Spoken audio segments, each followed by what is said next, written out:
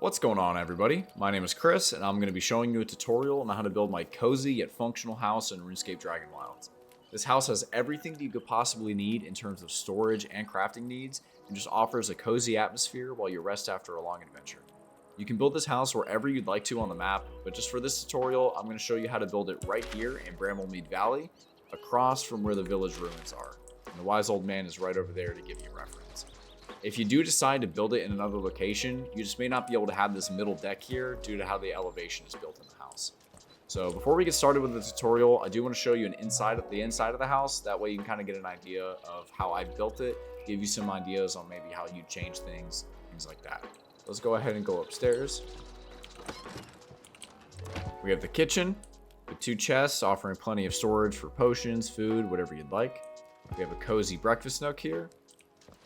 We have the crafting table, as well as I like to call this the pantry. So I have like herbs, shrooms, meats, veggies, kind of whatever you'd like to food-wise I put there. Come inside this room, and this is where I have all of the different crafting stations, as well as plenty of storage for what you gather throughout your time playing the game. So for all your crafting needs, this room right here works wonders. Coming out back, we have the cooking pot, and normally you can't build the cooking pot under a roof, but there's actually no roof above it. So the way that I built this, you can use this without any issues. Have these stairs coming down here. You can gather water, walk right back up, throw it in the cooking pot, good to go. Going back inside, we'll check out the upstairs. Kind of make this room whatever you'd like. I kind of just haven't figured out what I'd like to do with it yet. But again, open for interpretation. Coming in here, this is the bedroom. So nice open spacious bedroom, storage, armor mannequins, weapon rack, kind of whatever you'd like. Change it however you need, but open bedroom. Walk outside. We have a nice little deck. Be able to see the waterfall, the river, and you kind of see the ruins right there. And I have a custom staircase here that we'll kind of go more in depth into the tutorial video. But coming down just leads right back into the middle deck and right back outside. I have all of my outdoor crafting stations right here next to the rock, as well as my rune altar, nice and beautifully placed right here on this little peninsula area. So without further ado, let's go ahead and get started with the tutorial. I've created a brand new world so that way we can have a fresh canvas to build this house on. Before we get started though, I do want to show you how many supplies you're going to need to complete it. Keep in mind that you do not need to get all these supplies at once. If it is easier for you to build this house with tier 1 materials, then do so. However, I do highly recommend at least building the main part of the foundation with tier 2 materials, so that way you don't have to replace those later. It is a lot easier to replace the walls and the roof over the foundations. So you're going to need approximately 434 ash planks, 379 oak logs, 182 ash logs, 52 stone, 92 ground stone, 92 ground sandstone, and 5 bronze bars. Let's get started. I've already cleared out some of the trees in our building area, that way they won't get in our way. So the first thing that we're going to do is we're going to come up with this rock formation, and we're going to grab our tier 2 triangular foundations.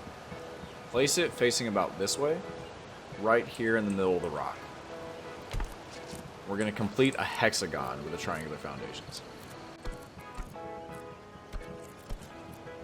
Once you complete the hexagon, turn around your foundation and place it here in the corner facing the river. Grab your square foundations and place 10 of them just like this.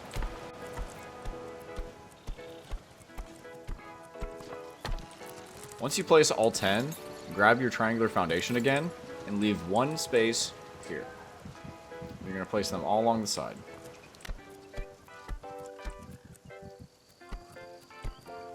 After you finish placing those foundations, switch to your tier 1 triangular foundation and place them here. Grab your tier 1 medium triangular foundation and place them just like this.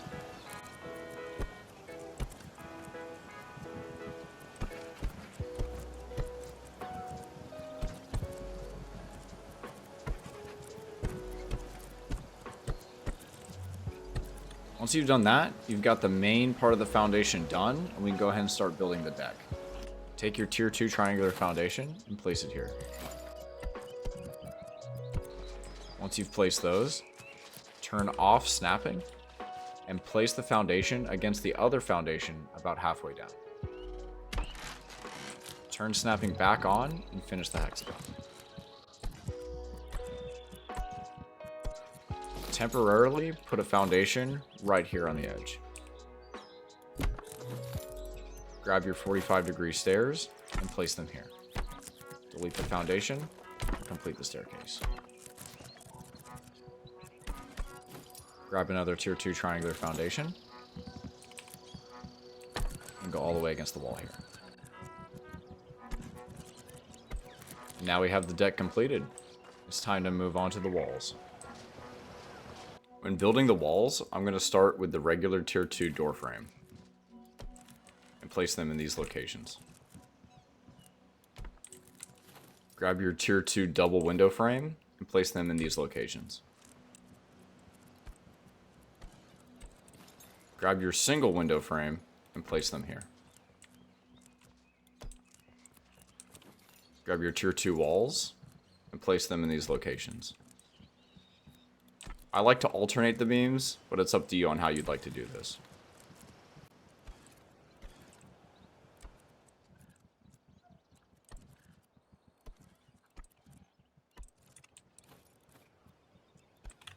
Now that we have the first floor walls done, we can go ahead and start building the upstairs.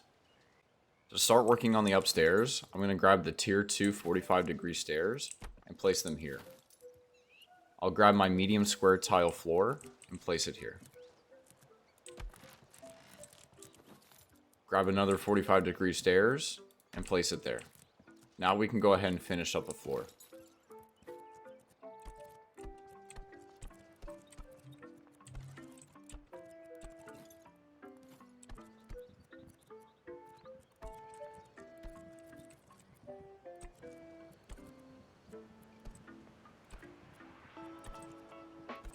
Once you've done that, keep your triangular tiles and place them right above these triangular tiles here.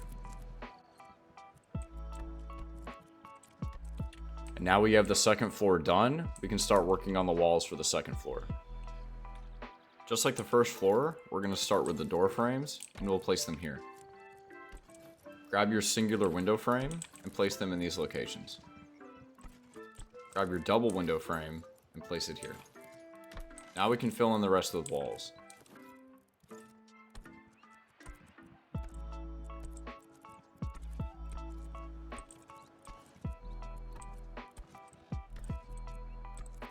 Now that we've done that, we have the walls for the second floor complete, and we can start working on the roof.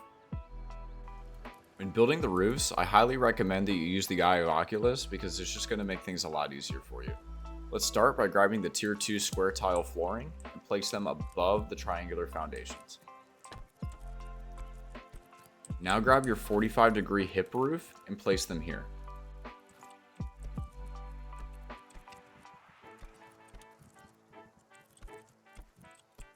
Let's fill in the gaps with 45-degree valley roofs.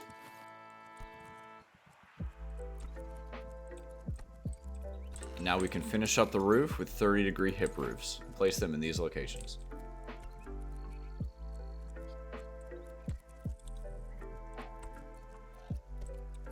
And now the roof is complete. We can start detailing and cleaning up the rest of the build.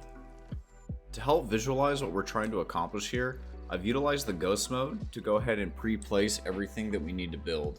So we're going to be using a mix of thick and thin tier 1 beams as well as tier 1 small walls.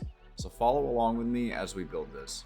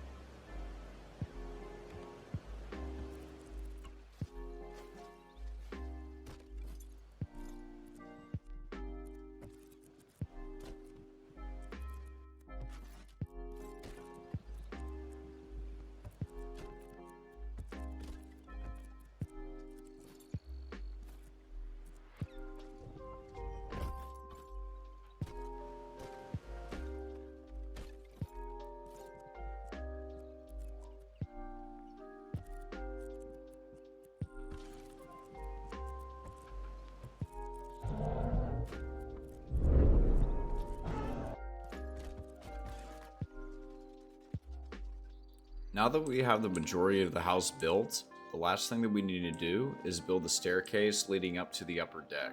So let's go ahead and get started with that.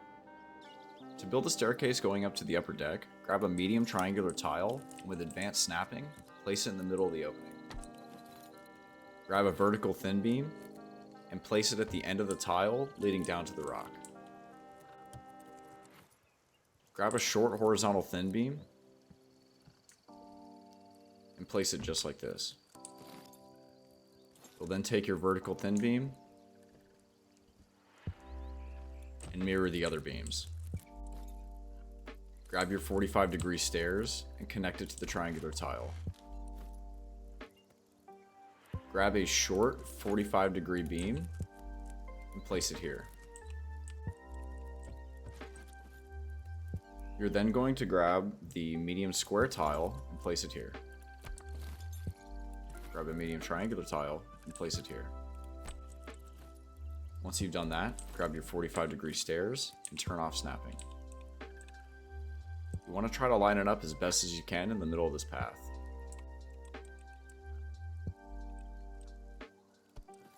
Go ahead and connect the stairs to the ground. Grab a tier 1 small wall and turn off snapping and place it against this wall here. Grab your 45-degree thin beams and place them against the stairs. Grab a vertical thin beam and connect it to this wall. Line it up so it's the same height. Connect this beam to the ground and line it up with the other beams. You can adjust the height if needed. Mirror it on the other side. And place a tier 1 small wall without snapping on right in the middle. Now you can connect the rest of the walls to the sides. And that's the staircase. Now that the house is nearly complete, I've went ahead and added the windows as well as the doors, and I've put torches throughout the house. The only things that we need to do now are build the pantry and finish the upstairs. To build the pantry, you're going to grab a medium 45-degree roof support wall and place them along the stairs like this. Grab a medium wall and place it under the support wall. You're then going to grab 2 small walls and place them along the top like this. The pantry is done, and you can put up to 5 large chests here. Put in your small walls at the top here, as well as a tier 2 thin support beam. Now this is optional, but you can use these upper areas for storage. You can build a little staircase if you'd like to, but in this case, I'm just going to wall them off.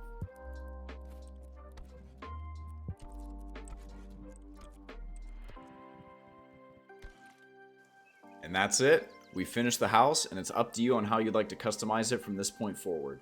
Feel free to use some of the ideas that I showed you at the beginning of the video if that's something that you liked. If you made it this far, I greatly appreciate your time, and I hope I was able to help you build something cool. Don't forget to like the video if you enjoyed the build, comment any feedback on how I can improve tutorials like this in the future. Hope you all have a wonderful rest of your day. Thank you.